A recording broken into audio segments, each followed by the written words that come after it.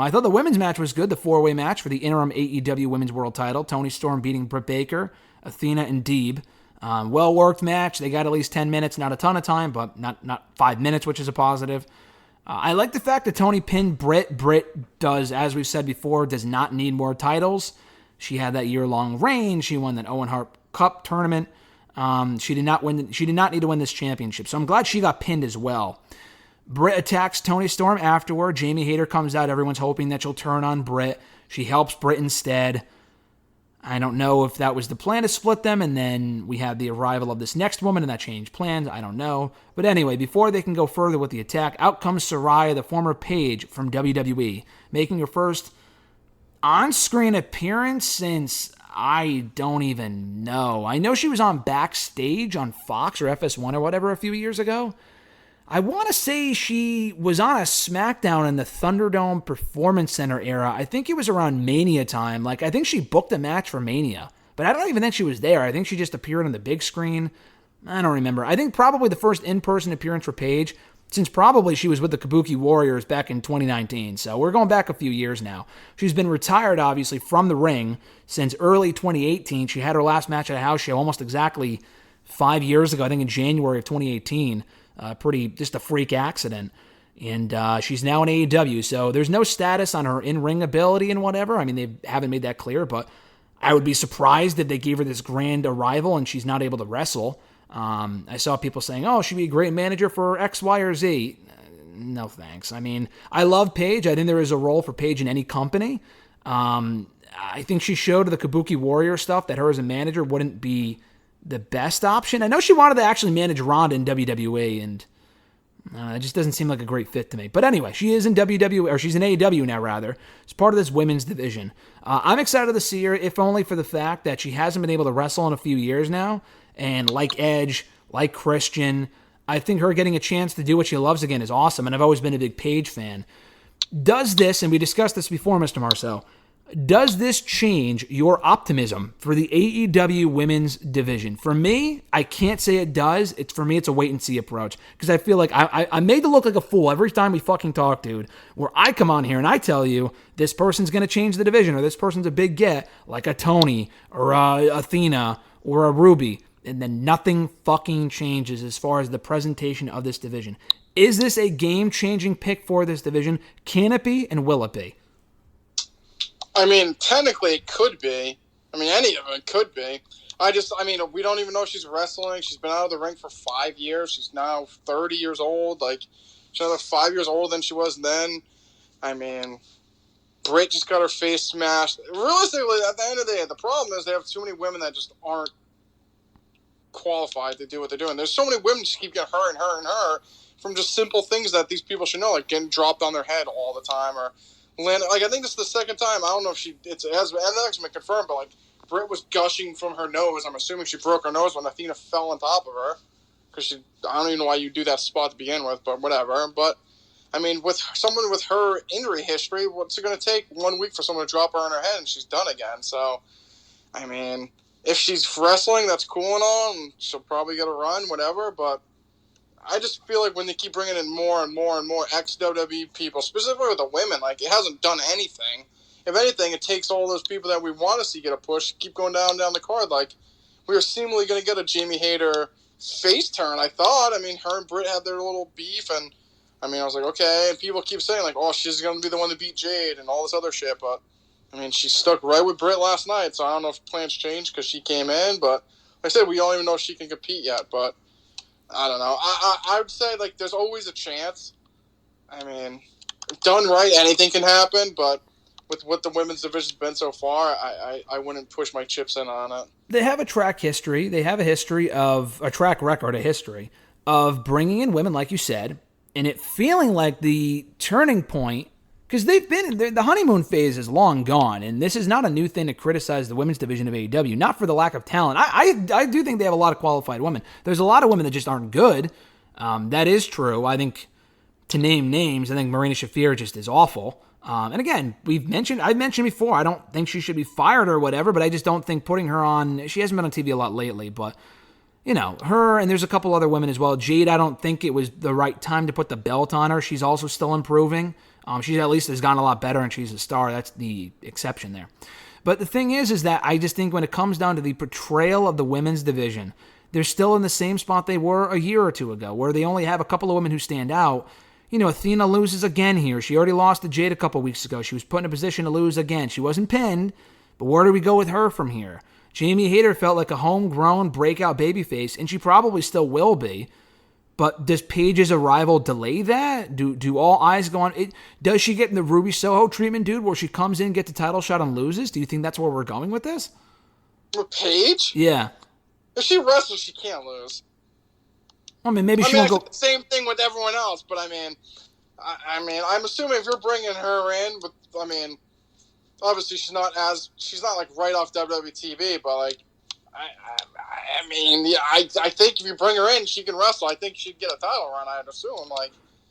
But then, like I said, does she beat Jade Cargill? Is what I'm saying. Oh my God, I hope not. No, I'm serious. I'm not saying she should, but I'm just I don't know, because she's not beating Tony. And I'm not saying you need to put the belt on anyone who comes in. My big problem is that, I say, the Ruby Soho treatment. I'm not even saying Ruby should have beaten Britt last year. It should have been Thunder Rosa, who I completely forgot about until I just said her name just now because she's hurt at the moment. But I just feel like with the women specifically, and the men have the same issue in this company, and it's not the women's fault, it's the booking of the women. They come in and they're hot for a month, and then Tony doesn't really know what to do with them, because all he fucking knows to do with these people, from what it looks like to me, are tag team matches, showcase matches, and multi-women matches. That's all we've gotten with the same 4 or 5 people for a couple months, aside from what Jade's doing, which isn't overly interesting anymore. So that's why I feel like with Paige, would you call her the biggest? Britt's obviously been the biggest success story. Who do you think, looking in that division, is the biggest female get they've gotten? And is it Paige? Is it Thunder Rosa, you think? Or it's tough because, like I said, it's like if Paige was just coming right off WWE TV, I think I would say her. But she's like you said, she's kind of been on the outskirts. Really hasn't been featured a lot.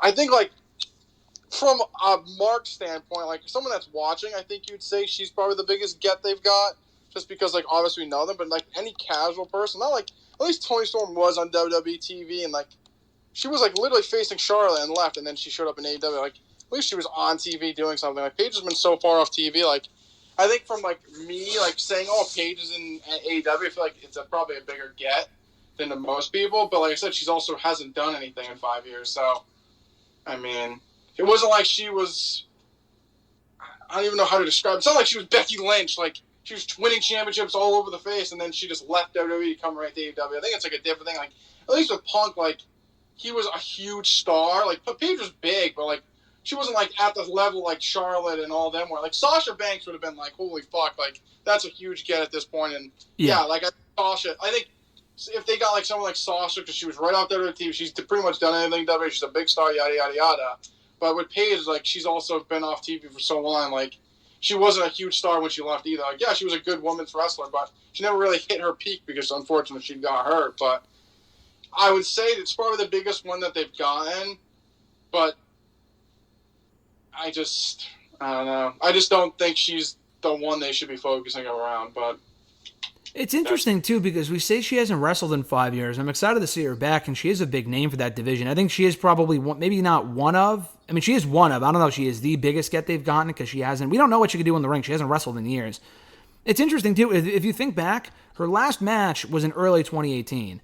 But realistically, dude, for her last real run, you would have to go back, I'm not even kidding, maybe 7 years. Because remember, when she came back in 2017, she came back with Absolution, and then that was her big return. She was only back for a month or two before she got hurt. She wasn't back for very long. And prior to that point, she had a neck injury. She had all the other shit going on in her life. She was gone for a year and a half.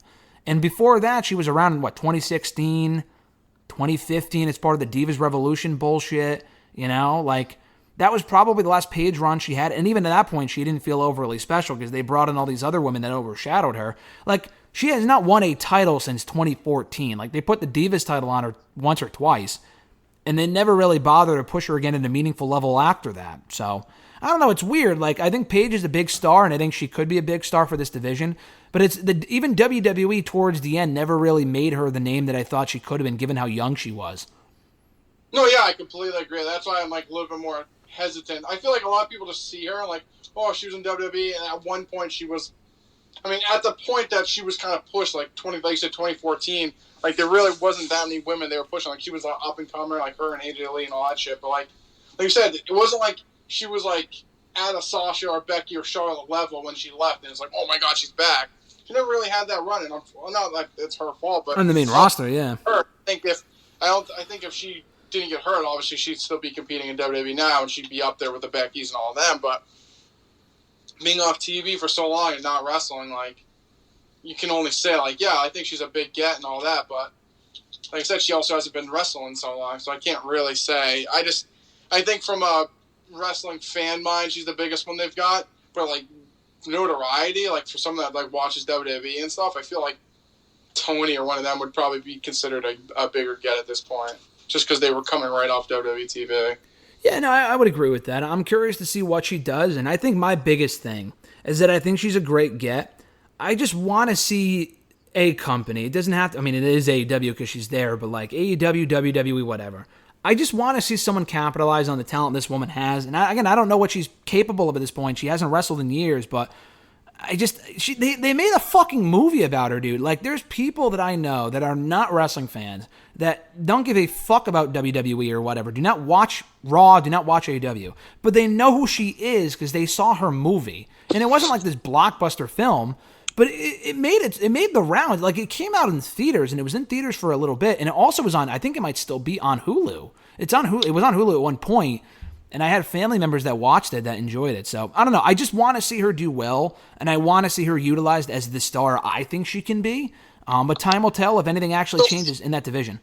So you're saying that you don't think WWE used her to her... I feel like you're saying that, but the way they were wording is you're trying to say that WWE didn't use her to the star capability that she could have been. Correct. That's how I feel, because I feel like... I'm trying to think, like... Because you have to provide context here. In 2014... going off of what you said, because I agree with everything you said. I don't disagree with as far as the run she had, and she wasn't at Sasha's level. You're right. We could do a whole episode on Paige's career, but like, just from the point she was on the main roster, because she was huge in NXT, and NXT had all the women that you're talking about, and she was the most established of them all, and she had a great run. She had the matches with Emma. She was awesome. She's always been really good. On the main roster, I think, and again, we're speaking 8 years later, I remember talking about this at the time, and you may have been on the show at this point. We can go back in the archives 8 years. Do you think, in retrospect, it was the right idea, the right call to have Paige win the title her first night in? It was a great moment, and people remember that. But I feel like she may have peaked too early because there was no chase there with her. And because she won the title immediately, there was really nowhere for her to go in there, in that company, in that division at that point, but down. Well, yeah, if you win the belt the first night, there's only thing going down. I'm trying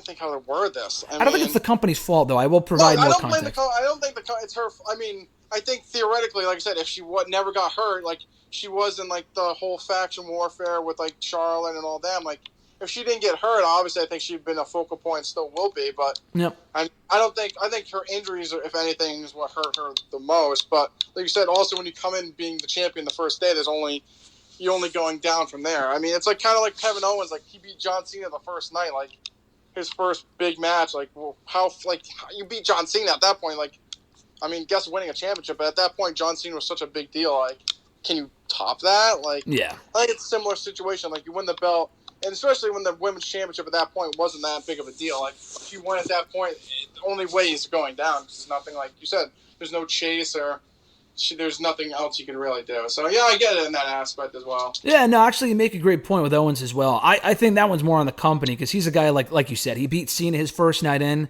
He, to me, should have been a perennial main eventer in that company where he's always been relevant. He's never been, I will never say Owens has had a bad career in WWE. He's had a great career, and that's for a guy he hasn't held a title in 5 years. He's a guy that, to me, should be higher up in the card than he is. I mean, he is now, but before now, he just should have been at the main event level more consistently. With Paige, I'll clarify, and that was my bad, but you pointed it out. It wasn't the company's fault for the most part because she was relevant throughout all of 2015. She got a bunch of title shots. I think we were at TLC. She had 2 title shots at TLC and Survivor Series, but when we went to TLC in 2015, remember she got a title shot against Charlotte and she lost. Do you remember that? I mean, my memory sucks. So. That was back when the division really didn't mean a lot, to be fair, and the feuds weren't great. But she was a player at that point. My point is that I think if she never got hurt either time, then I think she would be in Charlotte Flair's role. Maybe to the point of overexposure, but she would be a perennial player in that division where she could be in the champion role at any point, like any of the 4 horsewomen. But the problem is that she got hurt. Because I think another issue too is, like you said, she won the title early on and that was it. But that was also back when we only had 1 women's title. And then after that, around the time that we had 2 women's championships and the brand split became a thing, she literally got hurt before the brand split was ever even instituted. So because of that, she never really had a chance to be a featured player in either show. And when she did, and she came back, she was only back for 2 months. And honestly, she could have been the one to win the Raw Women's title at WrestleMania or whatever from Alexa Bliss that year. But we'll never know because she obviously got hurt and she never wrestled again until now. So it is interesting. I didn't know this would turn into a Paige episode, but it's interesting to discuss her career because I just feel like she should be bigger, and that's not WWE's fault. My point is that I want AEW to actually make her feel special. To me, Britt Baker feels special. Who else in that division, to you, Mr. Marceau, feels special for the women? Tony's getting there, but it's not any of the women's fault. I just think as far as their portrayal. That's a great question. I mean, Britt Baker definitely. I mean, that's one. I feel like I would still put Jade in that conversation. Okay, I'm sorry, Jade too. Yeah, the problem with her is I feel like she's starting to become less of a focal point. I couldn't tell you the last time I saw her on Dynamite. She's pretty much only on Rampage or on Rampage a lot. And that's not her fault, but it's kind of similar to her. She got brought right in and she won the championship right away. So it's like she's running this. Basically, at this point, she's beating everyone. She's running that whole undefeated streak. But once she loses, then what? What do you do with it? It's that's what I hate with the whole undefeated streak is once that's over with, what makes you special? Because once you lose, what is it at that point? So I'd put her, but I feel like she is starting to cool off a little bit. Britt Baker, I think the problem with her, like you said, she was so overexposed. They basically had to turn her heel because she was so overexposed. The fans just gave up on her. Yeah. They didn't want to cheer for her. So I think she's still a star. And I think at any point, not in the near future, but she's one of those people you could always put the title on. And I don't think people would hate it, but I think she's probably the only star. I think Jade's getting there, but besides her, Thunder Rosa's she's been good, but she keeps getting hurt constantly. Well, they also just don't portray her as a star at this point either. Well, yeah, at this point she's just there. Yeah. I like Tony. I think she needs a lot more kind of seasoning. I feel like every match I see her is in a fatal 4-way. Give her her own program, an own title shot. Obviously, give her some more promo time too. Same, exactly. I'd say give her some more promo time. But besides them, I mean, I think Hayter has a lot of potential, but it seems like she's still kind of in the back seat. Ty Conti, no. I think Anna Jay at one point had potential, and now she's doing the whole JAS shit. She took 3 steps back. So exactly. So we'll see with her. Nyla Rose, no. Marina Shafir, no. Chris Statlander's. I'm not even a big fan of hers, but she's hurt constantly. Yeah, that's just unfortunate. Yeah. At this point, she might as well just ask for her release. She's lost so many times. I don't think they could even rehab her. Soho, yeah. Yeah, she's done. Athena, she's starting to get in Soho territory. She's lost every title match she's gotten. So. Well, thankfully it's only been 2, but yeah, she's not in a great spot. But yeah, when you're brought in and everyone's like, "Oh, she's gonna be the one to beat Jade," and she loses, you're like, "Ooh." Well, again, it goes back to when we say I should get this on a T-shirt. It's all about the aftermath, and what's the aftermath been? She lost again. No, it is, and I understand it to a point, but I think this is the problem. I think what they do is they bring these people in, and they're obviously, like you said, they're a big deal for a couple weeks. But the problem is, which I get to a point, I think they maybe a little gun shy. They want to put the belt on these people. But the problem is, I think the audience itself is such a niche audience. I feel like they would get so upset if Ruby Soho came in and won the belt. Or an ex-WWE person came in and won the belt, but then it's at that point, why bring them in? I feel like people will be, and I would be pretty pissed out if they brought Paige and just to beat Jade. I just, I just feel like it's such a sloppy. Like, why can't you just build someone up in your own company instead of just giving like? It feels like a lot of these people are just being brought in, like getting overshadowed by ex-WWE people. Like, at the end of the day, like they should build up Jamie Hayter to be the one to beat Jay, not just bring in Ruby Soho or Athena or Toni Storm or Paige to be the ones that beat her. Like, you need to start building your own people. When someone, like I said, when Molly watches the show and she's just like, wait, weren't they AEW? Weren't they AEW? Like, besides MJF, who that's the only person that she knows that's like not WWE. Like, everyone else is like ex-WWE person. Like, it is what it is, but like, you have the opportunity to build. Like, where's Darby been? Like, I don't want to go on a Darby rant, but like, where's he been? Like, he was pushed up the card. Like, thought he was gonna be the big breakout guy. Like, yeah, he had the TNT title, but I haven't seen him in forever. I'm over Guevara. Like, don't need to see him. But like Hayter, Darby, I just feel like there's some other people that like they built up, like, and they've done nothing. And they should be the ones that are beating these ex-WWE people and getting credibility. But we seemingly haven't seen it. Yeah, no, that's the thing. I mean, I think they should be actively building up their own talent, in addition to the people they brought in, because I don't want to be hypocritical and say they shouldn't focus on people like Swerve and Keith Lee, because they're awesome. But, like, I think the difference is that with the men, at least I can point to a few different people they're building up. Like with Jungle Boy, they're clearly building up. They're clearly building up, like, hopefully Hobbs and Starks. I mean, maybe I'm wrong. What'd you say? Wardlow, obviously, they're building up Wardlow. But I will say, since him and T split up from MJF, he's probably done the worst work of his career. So no, 100%. That's not his fault, but yeah. Yeah, 100%. They just haven't had him do anything, really. He's just been on fucking Rampage facing, let me check my notes, Ryan Nemeth. But, yeah, no, I completely agree. But I think the big difference is that with the women, who are they building up? Jamie Hayter? Okay, great. Who else? They have a division with, you could probably go on Wikipedia right now, and it would tell you they have 30 women? I don't think that's a stretch. They definitely have close to 30. They have a lot of fucking women on their show. They really do.